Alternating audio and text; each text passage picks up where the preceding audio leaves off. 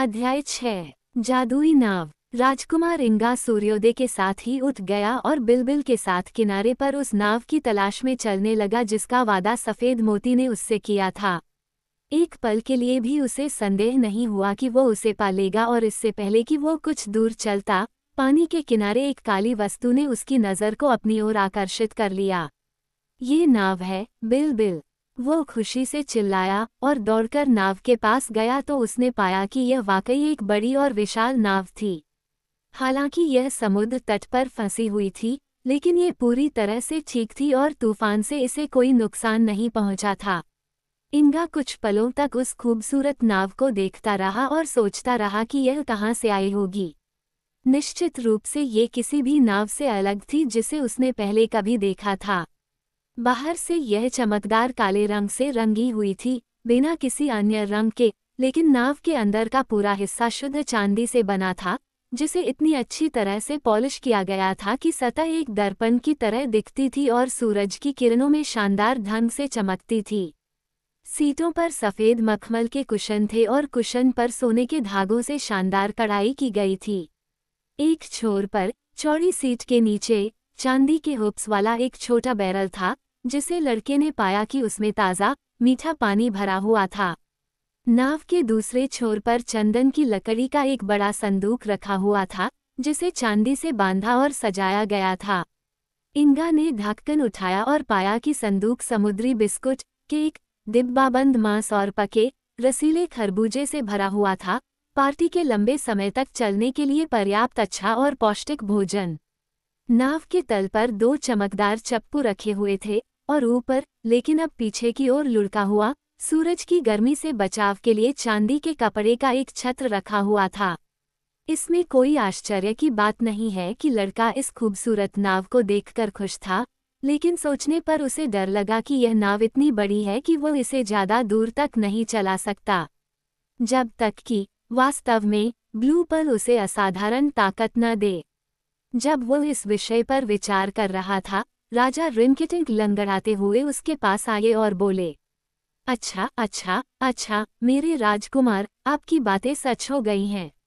ये नाव निश्चित रूप से यहाँ है, फिर भी यह यहाँ कैसे आई और आपको कैसे पता था कि यह हमारे पास आएगी? ये दोनों ही पहेलियाँ हैं जो मुझे हैरान करती हैं। हालांकि मैं हमारे अच्छे भाग्य पर सवाल नहीं उठाता, और मेरा दिल खुशी से उछल रहा है, क्योंकि इस नाव में मैं तुरंत अपने शहर गिलगाड लौट जाऊंगा, जहां से मैं बहुत लंबे समय से पूरी तरह से अनुपस्थित हूँ। इंगा ने कहा, मैं गिलगाड नहीं जाना चाहती। ये बहुत बुरा है, मेरे दोस्त, क्योंकि तुम्हारा बहुत स्वागत है। लेकिन अगर तुम चाहो तो इस द्वीप पर ही रह सकते हो, रिनकिटिंक ने आगे कहा, और जब मैं घर पहुंचूंगा तो मैं तुम्हें बचाने के लिए अपने कुछ लोगों को भेजूंगा। यह मेरी नाव है, महाराज, इंगा ने शांति से कहा।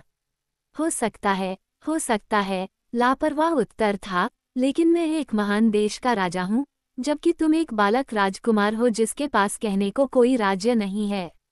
इसलिए, तुमसे अधिक महत्वपूर्ण होने के नाते, यह उचित और सही है कि मैं तुम्हारी नाव ले लूं और उसमें बैठकर अपने देश लौट जाऊं। मुझे आपके विचार से असहमत होने का खेद है, इंगा ने कहा, लेकिन गिलगाड जाने के बजाय मैं इसे अधिक महत्वपूर्ण मानती हूँ कि हम रेगोस और कोरेगोस द्वीपों पर जाएं। अरे, क्या? चकित राजा चिल्लाया। रेगोस और कोरेगोस के लिए? राजा, अपने पिता की तरह बर्बर लोगों के गुलाम बनने के लिए? नहीं, नहीं, मेरे बेटे। तुम्हारे चाचा रिनकी के पास खाली नूडल हो सकता है, जैसा कि बिलबिल दावा करता है, लेकिन वह शेर के मुंह में अपना सिर डालने के लिए बहुत बुद्धिमान है। गुलाम बनना कोई मज़ा नहीं है। इंगा ने घोषणा की, रेगोस और कोरेगोस के लोग हमें गुलाम नहीं बनाएंगे। इसके विपरीत, मेरा इरादा अपने प्यारे माता पिता और साथ ही अपने सभी लोगों को आज़ाद करना और उन्हें फिर से पिंगरी वापस लाना है। ची की, कितना मज़ेदार है। रिनकिटिंक ने हंसते हुए बकरी को आंख मारी, जिसने भी बदले में मुंह बनाया।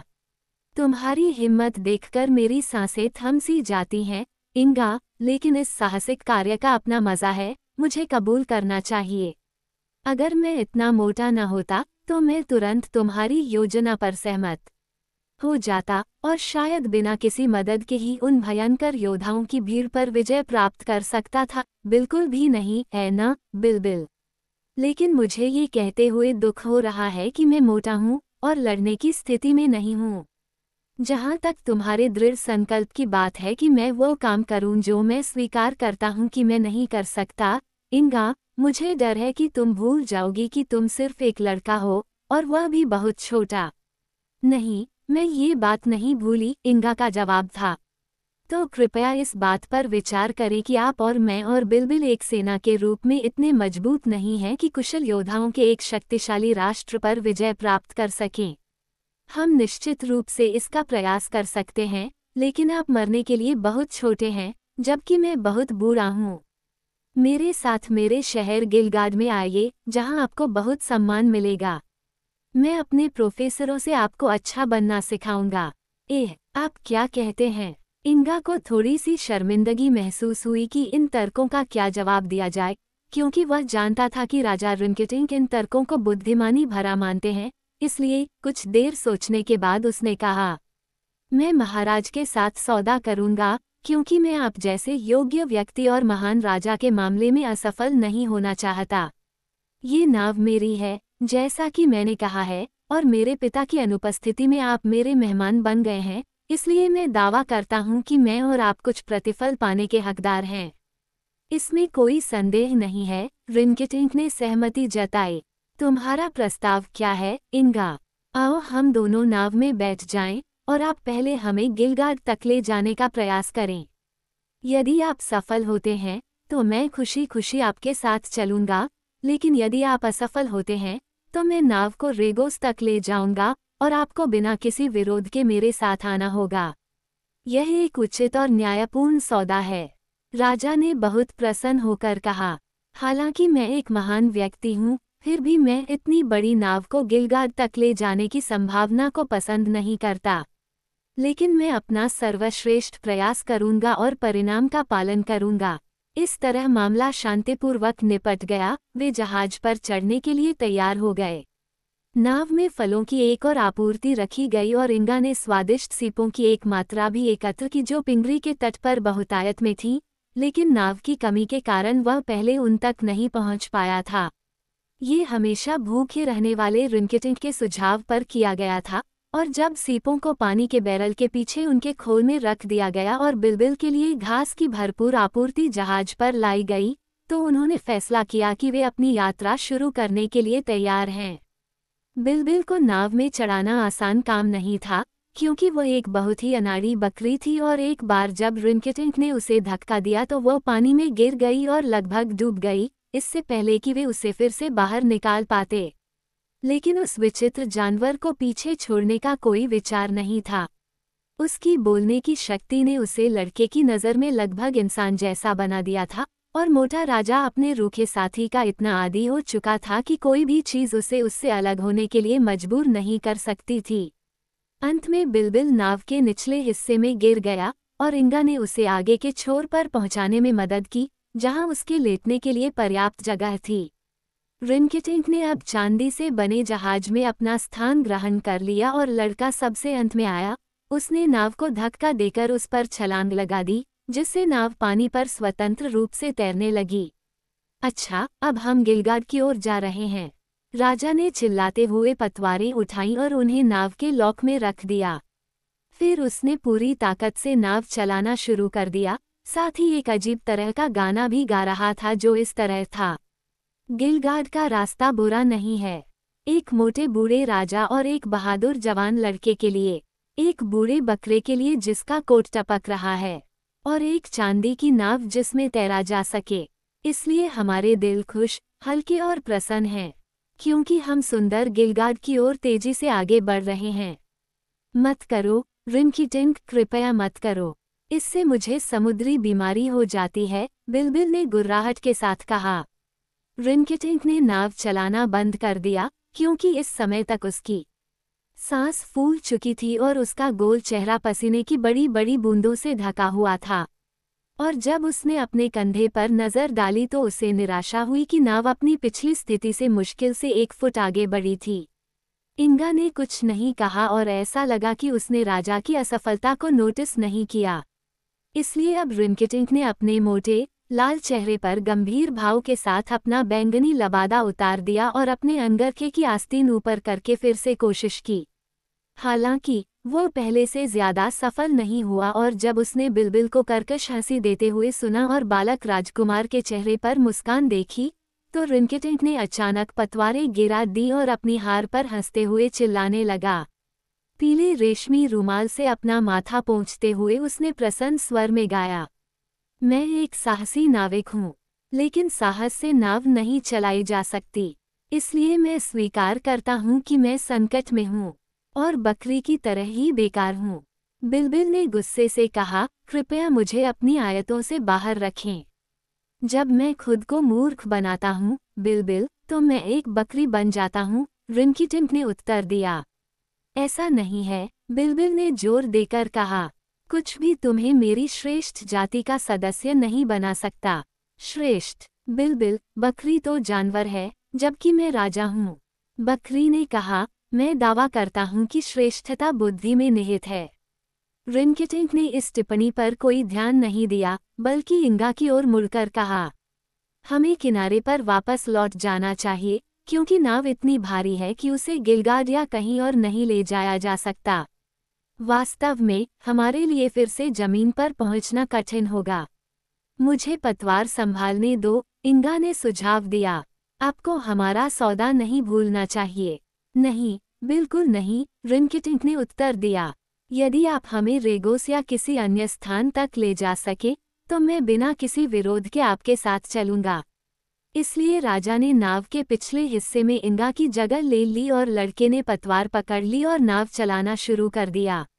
और अब रिंकिटिंक के लिए बहुत आश्चर्य की बात थी और इंगा के लिए भी आश्चर्य की बात थी, जैसे ही राजकुमार ने पतवार पकड़ी, पतवार पंख की तरह हल्की हो गई। एक पल में नाव पानी में तेजी से सरकने लगी और ये देखकर लड़के ने नाव का अगला हिस्सा उत्तर की ओर मोड़ दिया। वह ठीक से नहीं जानता था कि रेगोस और कोरेगोस कहाँ स्थित हैं, लेकिन वह जानता था कि ये द्वीप पिंगरी के उत्तर में है, इसलिए उसने किस्मत और मोतियों के मार्गदर्शन पर भरोसा करने का फैसला किया ताकि वह उन तक पहुंच सके। धीरे धीरे पिंगरी द्वीप उनकी दृष्टि में छोटा होता गया। जैसे जैसे नाव आगे बढ़ती गई, 1 घंटे के बाद वे उसे पूरी तरह से भूल गए और पूरी तरह से नॉनस्टिक महासागर के बैंगनी पानी से घिर गए। राजकुमार इंगा नाव चलाने के काम से थकते नहीं थे, वास्तव में उन्हें ये बिल्कुल भी काम नहीं लगता था। एक बार वह नाव के किनारों पर बने छेदों में छतरी के डंडों को रखने के लिए काफी देर तक रुके और डंडों पर चांदी की छतरी फैला दी, क्योंकि रिंकिटिंक ने सूरज की गर्मी की शिकायत की थी। लेकिन छतरी ने गर्म किरणों को रोक दिया और नाव के अंदर का वातावरण ठंडा और सुखद बना दिया। यह एक शानदार यात्रा है, रिंकिटिंक चिल्लाया जैसे ही वह छाया में लेट गया।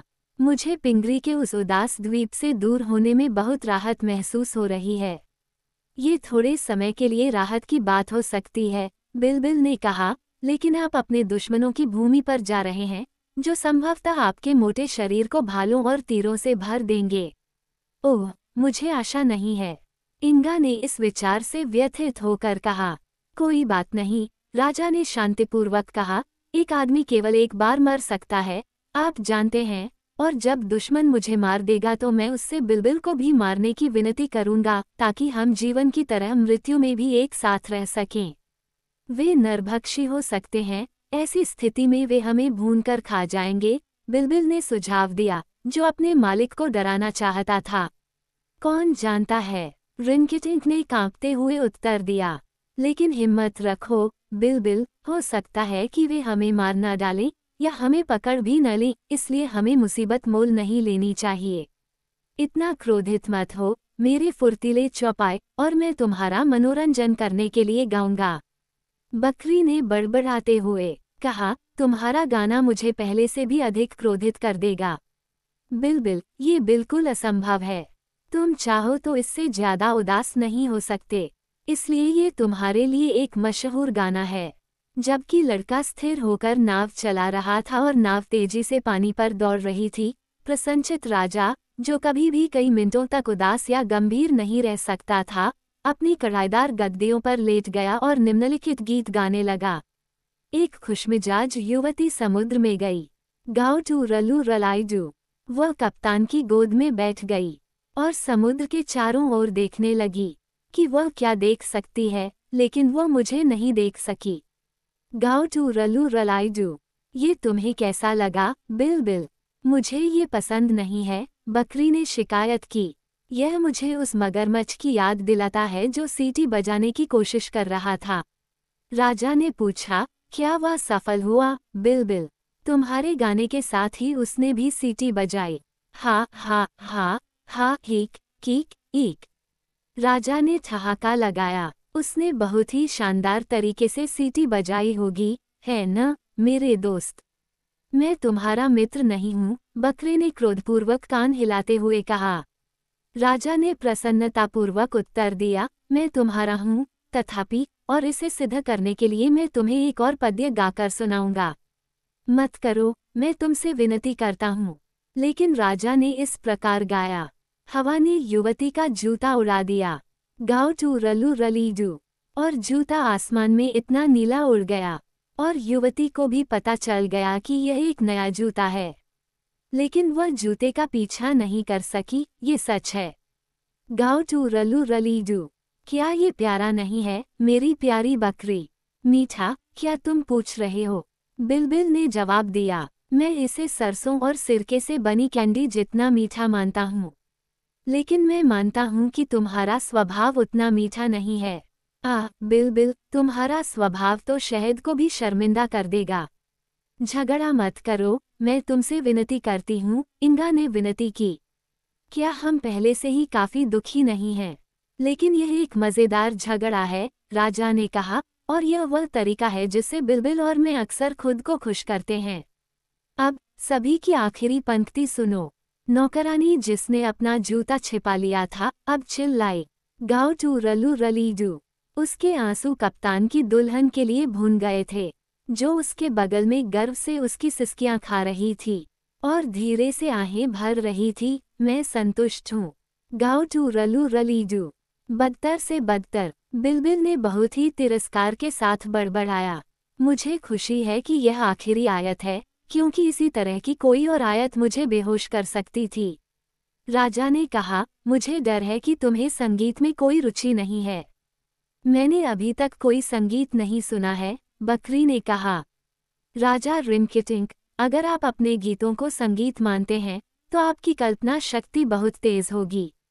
क्या आपको उस भालू की कहानी याद है जिसने एक नस को काम पर रखा था? मुझे अभी याद नहीं आ रहा, रिनकिटिंक ने इंगा की ओर आंख मारते हुए कहा। खैर, भालू ने बच्चे को सुलाने के लिए लोरी गाने की कोशिश की। राजा ने पूछा, और फिर?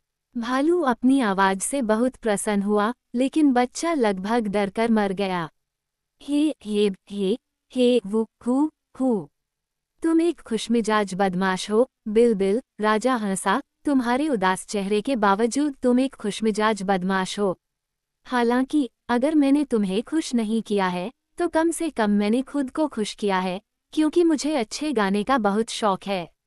इसलिए हम इसके बारे में और कुछ नहीं कहेंगे। इस पूरे समय बालक राजकुमार नाव को खे रहा था। वह बिल्कुल भी थका हुआ नहीं था, क्योंकि उसके हाथ में जो चप्पू थे, वे अपने आप ही हिल रहे थे। उसने रिनकिटिंक और बकरी की बातचीत पर ज्यादा ध्यान नहीं दिया, बल्कि अपने विचारों को इस योजना में व्यस्त कर लिया कि जब वह रेगोस और कोरेगोस के द्वीपों पर पहुंचेगा और अपने दुश्मनों का सामना करेगा, तो उसे क्या करना चाहिए। जब बाकी लोग आखिरकार चुप हो गए, तो इंगा ने पूछा, क्या आप लड़ सकते हैं, राजा रिनकिटिंक? जवाब मिला, मैंने कभी कोशिश नहीं की। खतरे के समय में मैंने पाया है कि दुश्मन का सामना करने की तुलना में भाग जाना ज्यादा आसान है। लेकिन क्या तुम लड़ सकते हो? लड़के ने पूछा। अगर भागकर बचने का कोई मौका न हो तो मैं कोशिश कर सकता हूँ। क्या आपके पास लड़ने के लिए कोई उचित हथियार है?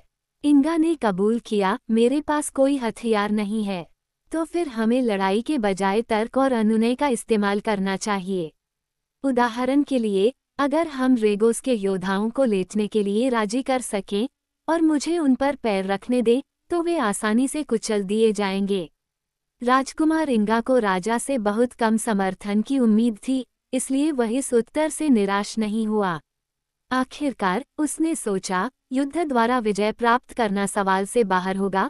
फिर भी व्हाइट पर्ल ने उसे रेगोस और कोरेगोस जाने की सलाह नहीं दी होगी यदि मिशन निराशाजनक था।